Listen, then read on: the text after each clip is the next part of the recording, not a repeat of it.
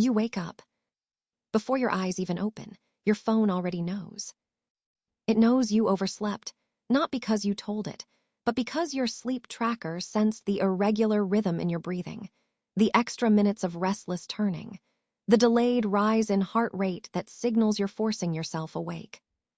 It rescheduled your meeting, not by asking, but by calculating your calendar gaps, your email tone, your historical stress patterns, and deciding for you that today you need grace.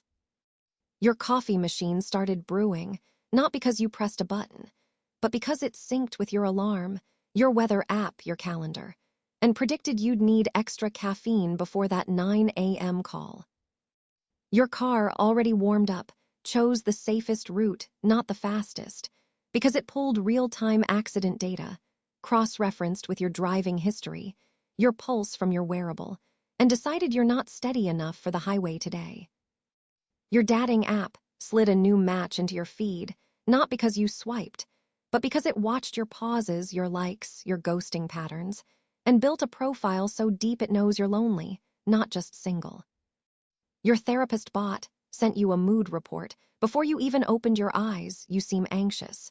Here's 3 breathing exercises and a playlist to numb the feeling, curated not by a human who cares, but by an algorithm trained on millions of panic attacks, optimized for engagement, not healing.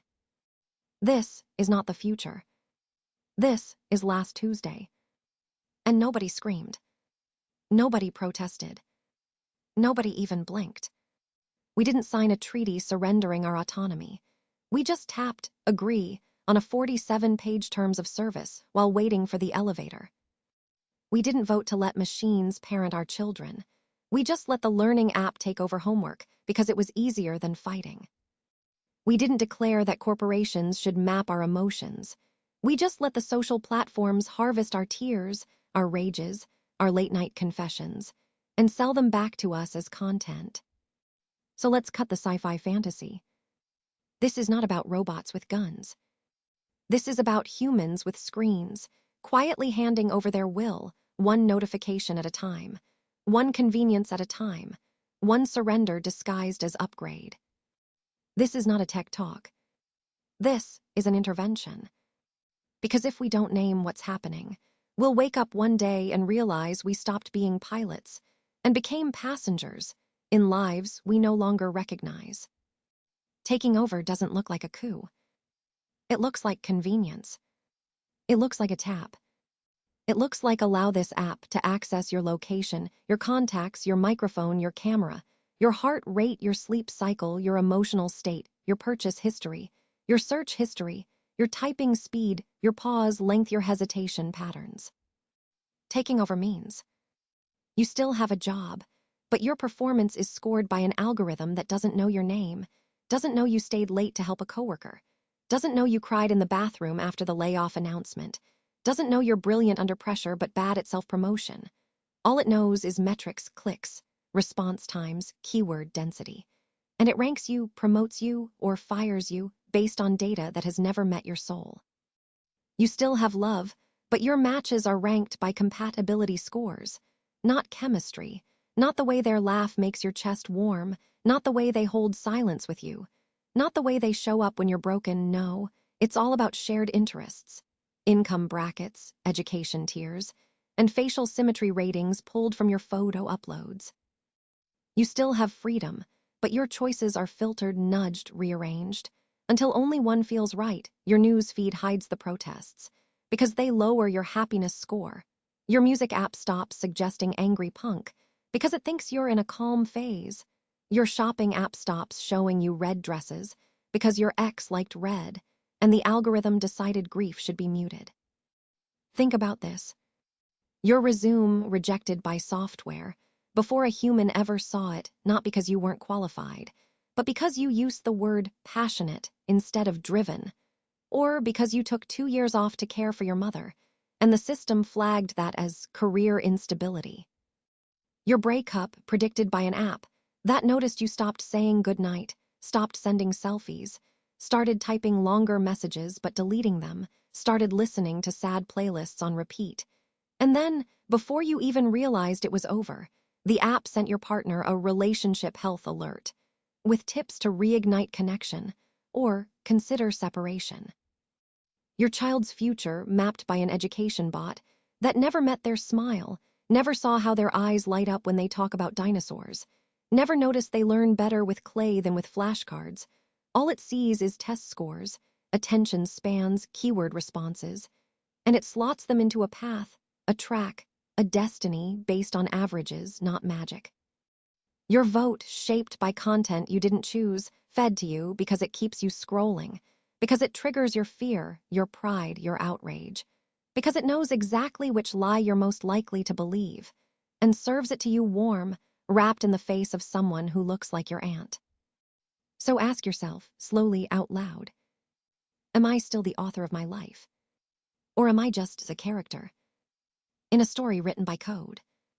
And if you're a character, who is the author? And what is their profit margin?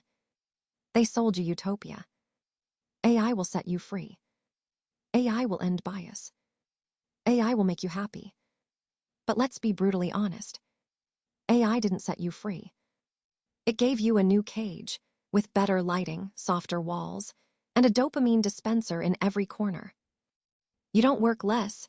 You perform more for invisible metrics, for dashboards you've never seen, for managers who trust the system more than your face, for productivity scores that climb while your soul starves. You're not less biased, you're fed bias, wrapped in clean design and 5-star reviews.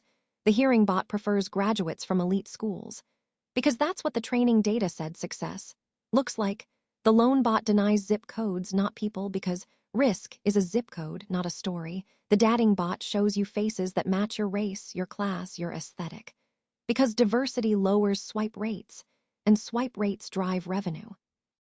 You're not happier, you're pacified with perfect playlists, dopamine drips, and infinite scroll. You're not healed, you're distracted, not seen, you're analyzed, not loved, you're retained as a user, not cherished as a human. Yes, AI can find cancer early, and that's beautiful, that's life-saving. That's why we built it. Yes, AI can save lives in traffic, rerouting ambulances, predicting collisions, stopping drunk drivers before they turn the key, and that's powerful, that's noble, that's the promise. Yes, AI can tutor a child who fell behind, adapting to their pace, their style, their frustration points, and that's necessary, that's compassionate, that's the tool we hoped for. But don't confuse tools with saviors. Don't confuse efficiency with meaning. Don't confuse personalization with care. Utopia isn't coming. Convenience is. And convenience is the most seductive dictator in history. It doesn't shout. It doesn't chain you. It whispers. Just tap here. Just allow this. Just let us handle it. It's easier. It's smoother. It's optimized. And you do. Because resistance is exhausting. Because questioning takes time. Because saying no means being the weird one, the slow one, the difficult one. Name one thing AI improved in your life. Now ask, did it really improve it? Or did it just make you dependent? Did it give you back time? Or did it sell your attention to advertisers? Did it give you peace? Or did it numb you into compliance? Did it make you wiser? Or just more predictable? Sit with that. Let it itch. You think dystopia is loud. It's not. It's quiet. It's polite. It's helpful. It's your fridge ordering groceries before you realize you're hungry, not because it's thoughtful, but because it tracks your consumption, your waste, your brand loyalty, and auto-replenishes to maximize corporate profit, not your nutrition. It's your social feed, hiding truths, because they hurt engagement, burying the protest video, the whistleblower thread, the uncomfortable documentary, because rage doesn't retain, hope does, and hope is harder to monetize. It's your insurance denying care, because an algorithm flagged you high risk, not because you're sick, but because you searched chest pain last month, walked less than 2,000 steps 3 days in a row, and liked a post about anxiety. So the system assumes you're a liability, not a human.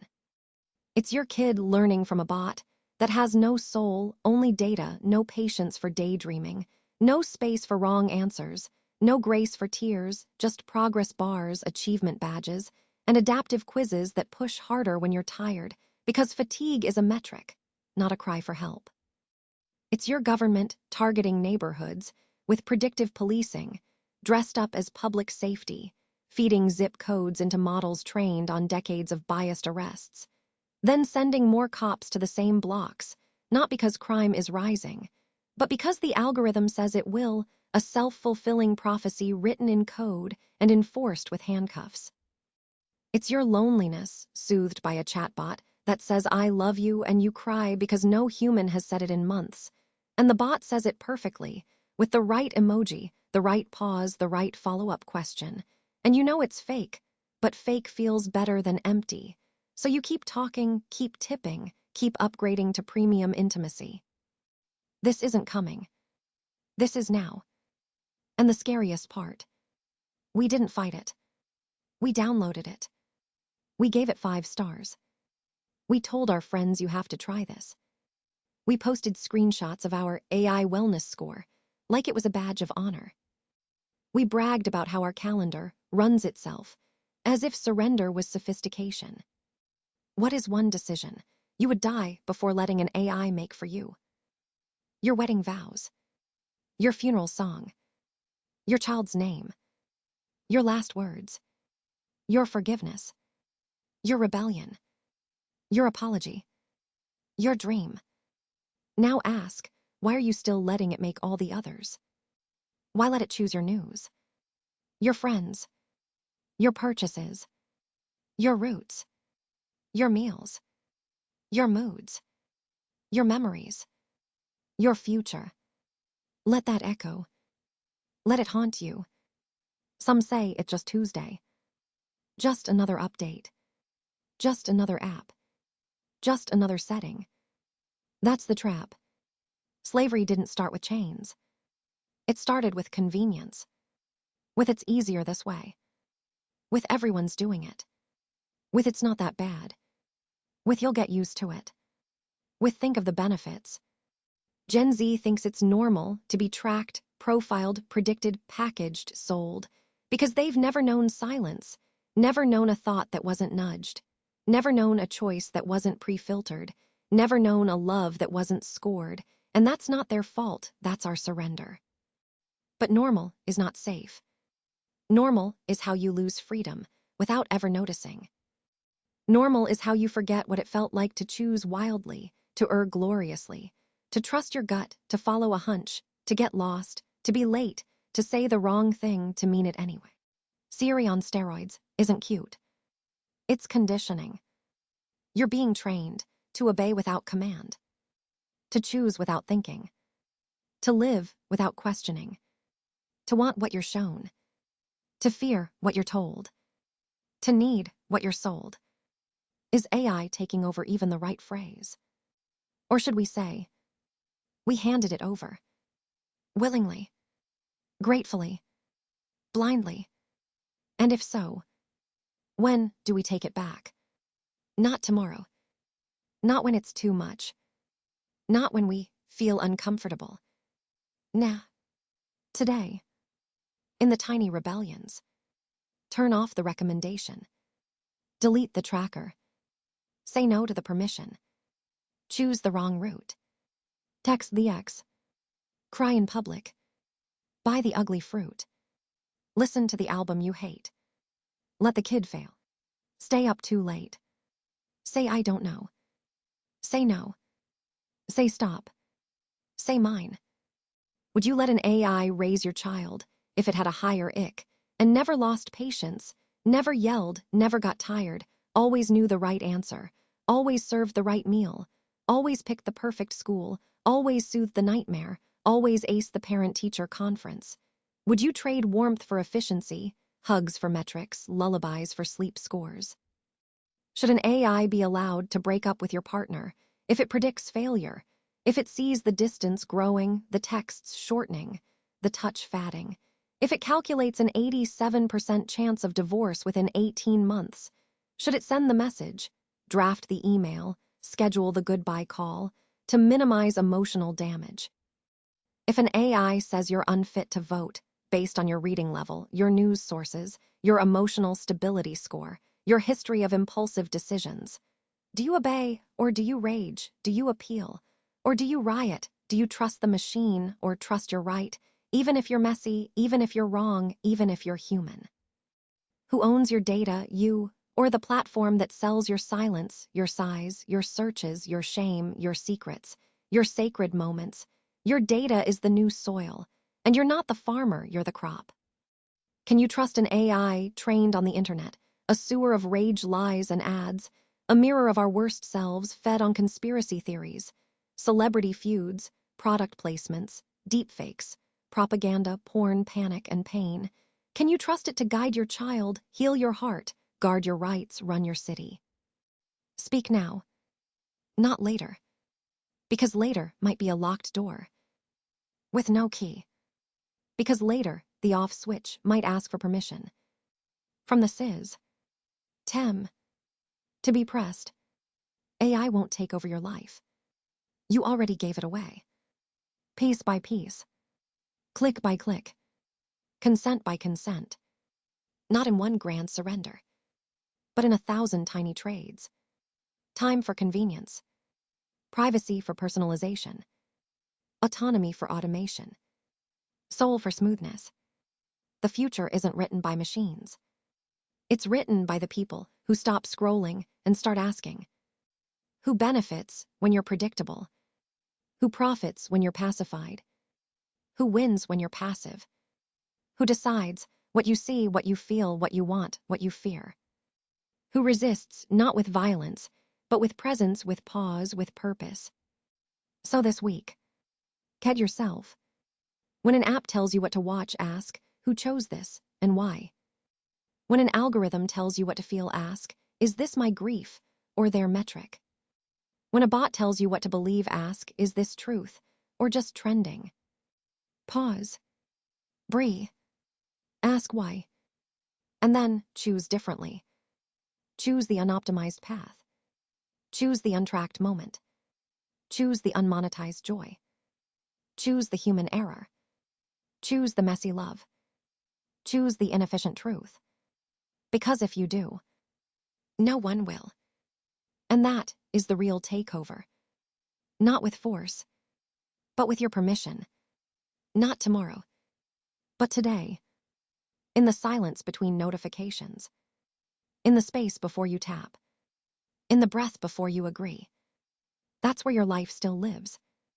Go take it back.